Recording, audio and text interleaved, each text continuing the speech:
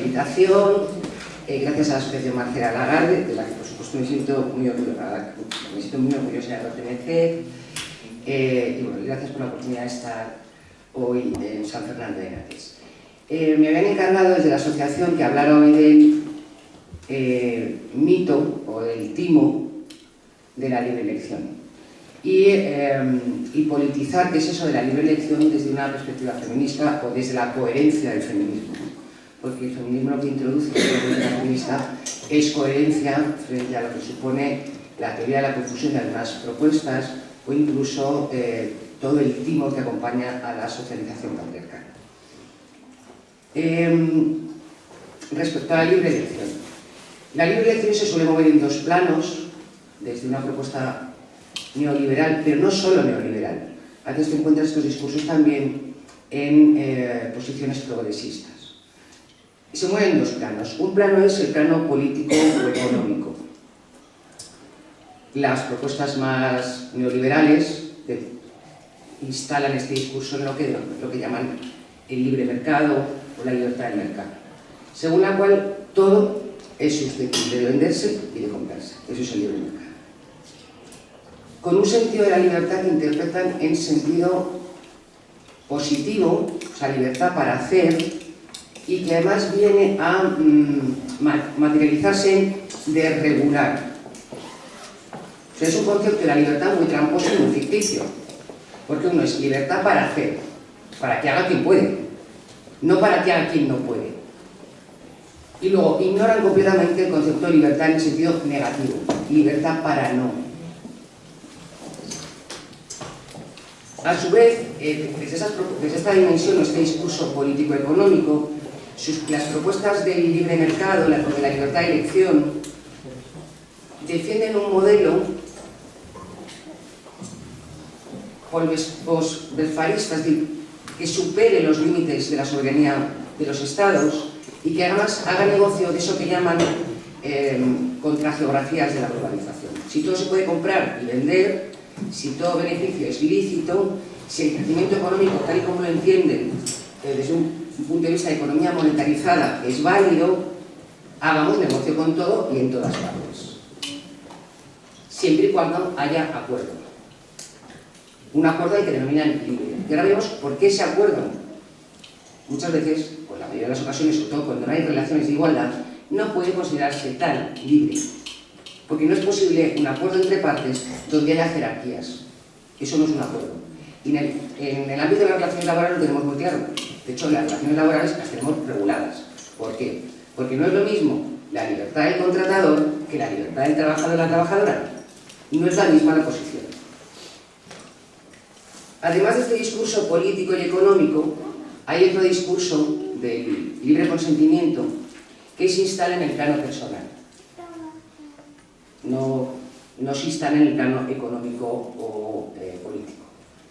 Y entienden que la libertad, el libre consentimiento, la libertad de elección personal es una decisión espontánea de cada cual, donde oferta y demanda se autorregulan, como si ambas no fueran dependientes, como si de verdad la oferta y la demanda fueran hongos cohesianos que se encuentran por el camino. Claro, ignoran que la demanda se crea, las necesidades se crean y los deseos se crean.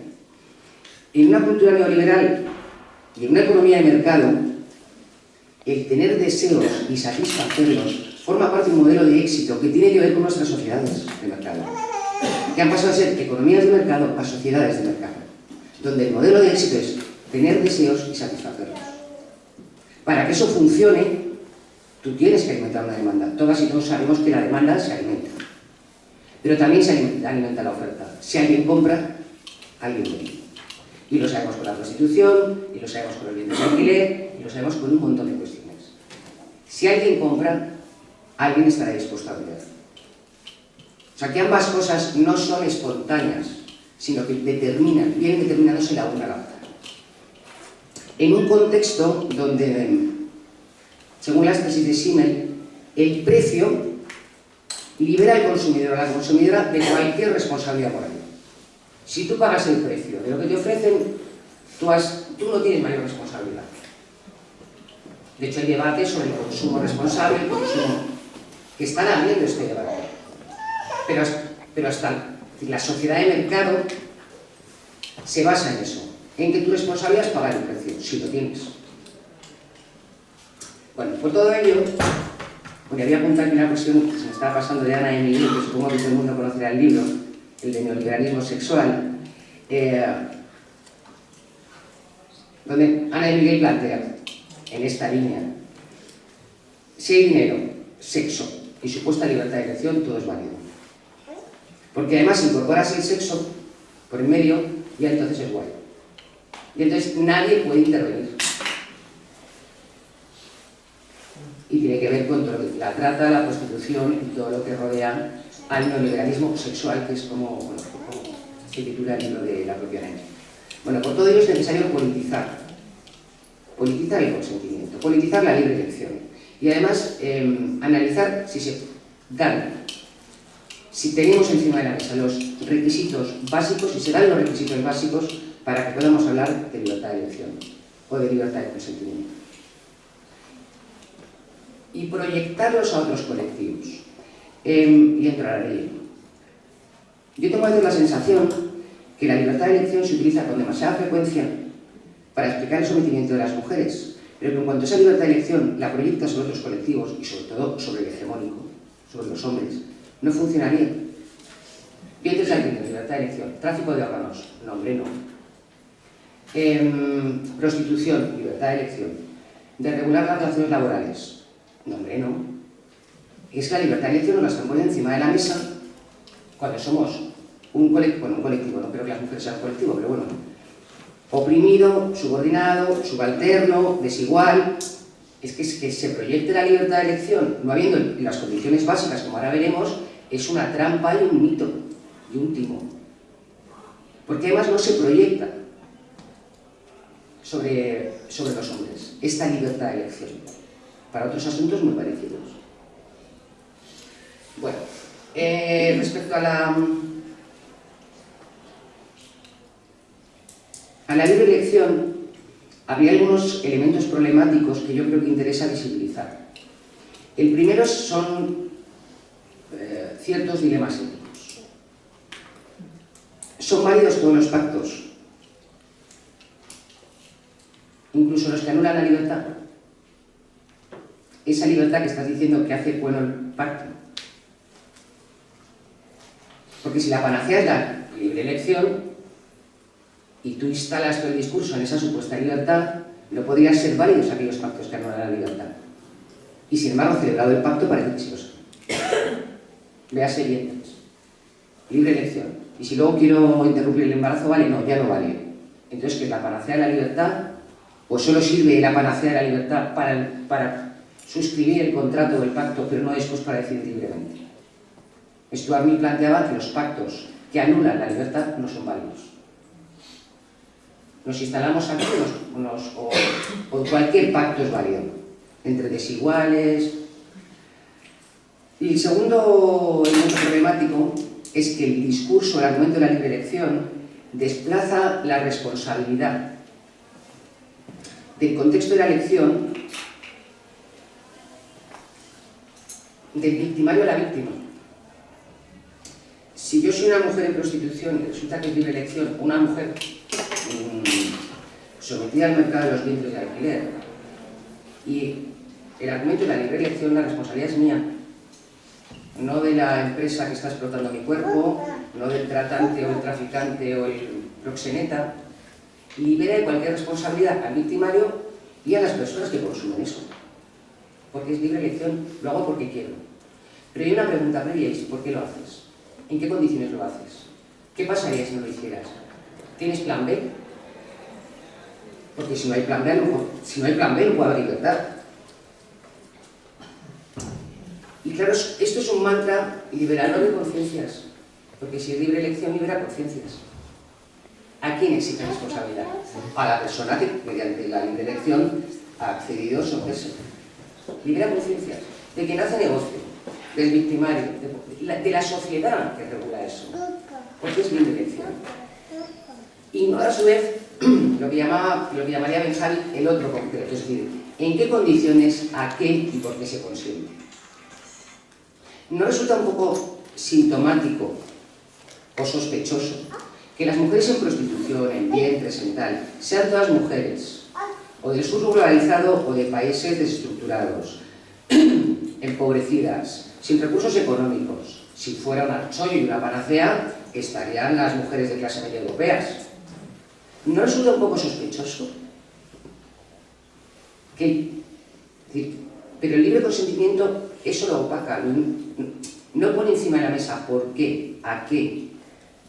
Es decir, el otro concreto, en palabras de Benjavi, ¿en qué condiciones estás consintiendo? ¿Por qué consientes? Si es que realmente consientes. Y bueno, voy a intentar ir resumiendo un poco. Bueno, yo creo que hay un tema clave, que es ¿quién consiente primero? Si la mujer que consiente, o las mujeres que consienten, aparentemente, o la sociedad que permite que se consientan. Es decir, todas las sociedades tienen límites al consentimiento. Venta de órganos, menores de edad, trabajar sin contrato, sin salario. Tenemos límites al consentimiento, porque entendemos que el consentimiento entendido de forma neutra y abstracta y sin aterrizar en el otro concreto, lo que hace es dar un cheque en blanco a las personas en las relaciones de poder, a las personas que tienen más poder, que permite abusos. Pero cuando nos adentramos en el mundo del libre consentimiento de las mujeres, parece que esto se diluye. Bien, en cualquier caso, para que el consentimiento tiene que ser siempre un acto de voluntad. Jeremy Flesch tiene un texto que se llama de consentimiento que trabaja en este sentido. Bien, es lo mismo que este acto de voluntad sea una voluntad expresa, de yo quiero hacer esto, o una voluntad tácita, es decir, como las cosas son así, yo no me revelo. Es lo mismo, tiene el mismo contenido. No, porque una cosa es el derecho a la rebelión y la capacidad para rebelarse, y otra cosa es decidir como acto de voluntad qué es lo que quieres ser y hacer. No es lo mismo consentir que ceder, consentir que asumir, consentir que tragar. No es lo mismo. No todos los consentimientos son actos de voluntad de yo, como ser racional, quiero hacer esto. Si es algo que ya existe, puede no ser un acto de voluntad. Es que consientes, cedes, asumes lo que ya existe. Bueno, no sé si entraron a entrar. Es decir, ¿son las tesis de Hobbes de consentir y someterse a la autoridad? ¿O son las tesis de Stuart Mill de el consentimiento que anula la libertad no es válido? Porque si van a ser ciertas las tesis de Hobbes, ya sabemos lo que estamos defendiendo. El máximo precursor, el teórico del absolutismo. En un mundo mediado por la jerarquía sexual y por la autoridad, si se trata de consentir con la autoridad, estamos defendiendo un modelo muy claro. Y luego hay un tema que hay que politizar también, y lo veíamos con la mutilación genital femenina en un congreso que tuvimos hace poco, y es, ¿qué ocurre si no consientes? ¿Qué pasa contigo? Por ejemplo, he hablado de trata, podría hablar también de violencia de género, que hay quien te dice por la calle, pero si ella quiere estar con él, si ella consiente ser prostituta, si ella consiente los vientres o si ella consiente la mutilación genital femenina. ¿Qué ocurre? Si dices, mira, no consiento, que estás fuera, por ejemplo, la mutilación genital femenina, en la medida en que el rito es un rito que aporta identidad, aquellas mujeres que viven en el norte, como mujeres migrantes, no están integradas en lo que son la cultura que recibe de aquella manera, que ya sabemos, y en su cultura propia son excluidas. ¿Qué significa eso? Que se quedan sin identidad y de camino sin posibilidad de matrimonio, porque nadie quiere casarse con una mujer que no ha sido sometida a la mutilación genital femenina. Y en ese contexto estamos hablando del libre consentimiento. Hay que ver qué ocurre con el plan B, qué ocurre si no consientes. ¿Qué ocurre si una mujer tratada, víctima de trata, no consiente? O víctima de tráfico y trata, que muchas no consienten. ¿Cuál es el plan B? Pues depende si es nigeriana, si es colombiana, si las mafias funcionan con sistemas de presión diferentes. ¿Qué ocurre? ¿Que le queman la casa a tu madre? Ah, pues entonces hablamos de libre consentimiento con autoridad. ¿Qué le hacen vudú y entonces tiene un hijo retenido, una hija? ¿En qué contexto estamos hablando de libre consentimiento? Bien, y respecto a lo que es aterrizando en las condiciones que el propio neoliberalismo o los requisitos que el propio neoliberalismo o los propios defensores o defensoras del libre consentimiento ponen encima de la mesa como requisitos sine qua non. Y son dos. Tiene que ser informado y libre. Informado. ¿Informado qué significa? Que se sepa que se está consintiendo, que se analice por qué se consiente y que se conozcan todas las implicaciones que tiene el consentimiento. De verdad, cuando median relaciones de poder, jerarquía sexual, una construcción de las mujeres o una heterodesignación de las mujeres como lo otro, en la construcción identitaria de hombres y mujeres, los hombres se quedan con lo valorado y los restos, lo que sobra, la sensibilidad, la debilidad, el cuidado, manos blancas nunca ofenden, nos lo proyectan a nosotras. En ese contexto, saben las mujeres las implicaciones que tienen ese famoso libre consentimiento, pero sufre un elemento clave, esa supuesta libertad. ¿Se produce libertad en el libre consentimiento con un mundo atravesado por la jerarquía sexual, por las contrageografías de la globalización, por la feminización de la pobreza, por un crecimiento de las desigualdades sociales? No puede haber libertad si no hay igualdad entre las partes. Por tanto, el grado de aceptación depende del grado de libertad que se tenga para aceptar. Si no existe grado de libertad para aceptar, no existe aceptación. Existe cesión, existe asumir, existe pues, un trago, pero no existe libertad. Es una falacia, es un timo, es una mentira que sea una libre elección. Y las mujeres además estamos acostumbradas a hacer cesiones, cada vez menos, pero seguimos con ciertas cesiones. Todas aceptamos libremente, pues desde el régimen de las 1000 calorías de martirio hasta los tacones, el cuidado, no hace caso a un piropo propio, pues no estar todo el día pegándote con todo el mundo. Porque tiene que ver con nuestra propia supervivencia, porque te estás pegando con 1000 cosas y al final esa violencia que supone la desigualdad, como es una cuestión de apreciación, hay niveles donde ya no te metes, los asumes. Entonces, ¿qué hay de libre en todo eso? ¿Qué hay de libre? Y voy a cerrar, porque además me han dicho que la idea es hacer debate. Dentro de en el marco de esta politización del libre consentimiento, de la libre elección, hay un hecho que me parece muy paradójico. Probablemente lo que voy a decir sea polémico, pero lo voy a decir. No acabo de entender, pero a lo mejor es incapacidad propia, cómo desde la teoría política feminista, las posiciones feministas, donde llevamos siglos trabajando con la subordinación, el sometimiento, la opresión, lo subalterno, las mujeres como lo subalterno, la construcción de las mujeres como lo otro, y todo lo que significa eso, se defiende el libre consentimiento como un mantra. No lo entiendo.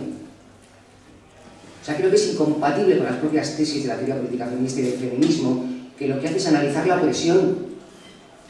¿La opresión de quién? Del más fuerte. La opresión de la socialización, la opresión de las leyes, la opresión del contexto.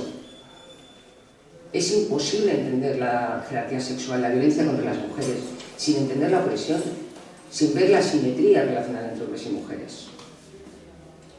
Y por tanto, el feminismo, la teoría política feminista, los movimientos feministas, el movimiento feminista como tal, ha centrado siempre el análisis en la opresión.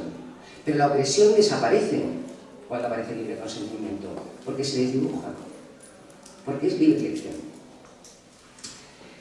Y voy a cerrar con Ana de Miguel.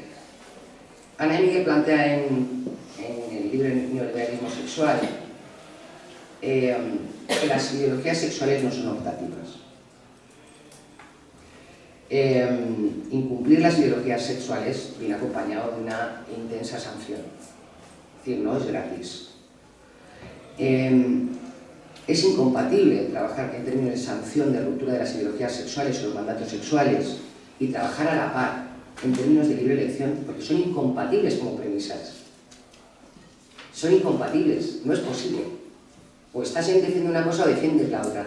No es posible defender escenarios y relaciones contradictorias. La opresión de las ideologías sexuales y la libre elección, sin mediar y sin introducir un análisis de la perspectiva de género.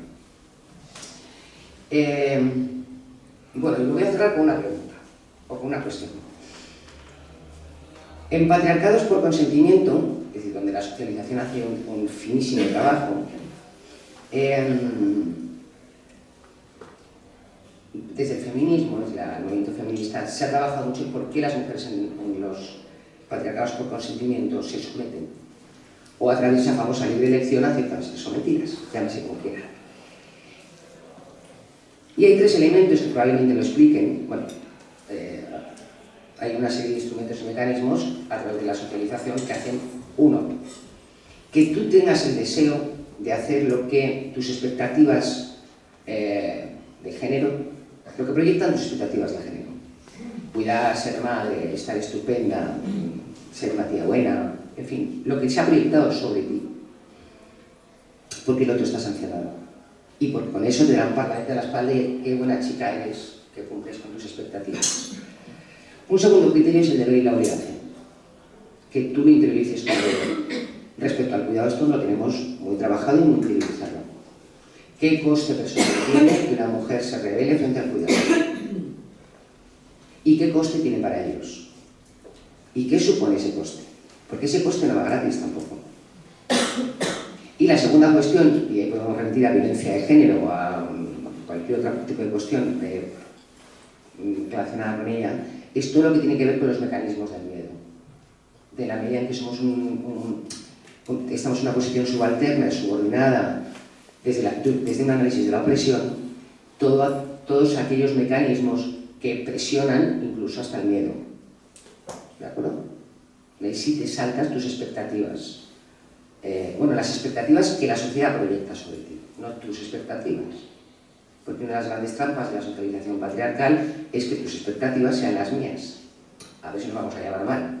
Tú como expectativa tienes que estar muy mona, ser, como decía, como las propuestas educativas de Rousseau, la pedagogía russoniana, atenderme y hacerme feliz como hombre, tener criaturas y cuidarlas, y esa es la gran trampa, hacer que lo que yo quiero que tú seas, tú quieras serlo.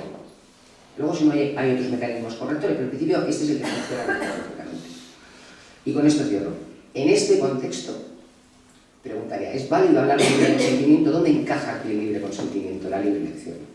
Y espero no haberme enrollado mucho, ¿no? Vale, gracias.